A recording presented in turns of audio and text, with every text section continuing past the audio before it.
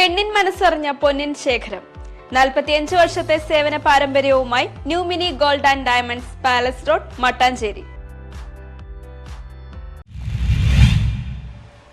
ജെയിൻ ഫൗണ്ടേഷന്റെ നേതൃത്വത്തിൽ കുരുവികൾക്ക് കൂടൊരുക്കാൻ മൺചട്ടിയും വെള്ളം കുടിക്കാൻ മൺപാത്രവും വിതരണം ചെയ്തു.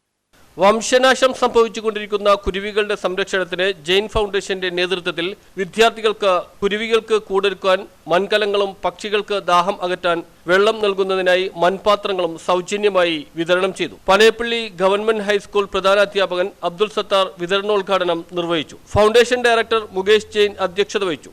മാർച്ച് 20 ലോക കുരുവി ദിനം അനുബന്ധിച്ച് അതിനൊപ്പം ലോകത്തിലും ചൂട് ഏറിക്കൊണ്ടിരിക്കുകയാണ്, ജലസ്രോതസ് പറ്റിക്കൊണ്ടിരിക്കുകയാണ്, ഇനിയും കാലാവസ്ഥ രൂക്ഷമായിക്കൊണ്ടിരിക്കുകയാണ്. അതുപോലെ പക്ഷികൾക്ക് ജലം ക്ഷാമം എത്തിക്കൊണ്ടിരിക്കുകയാണ്.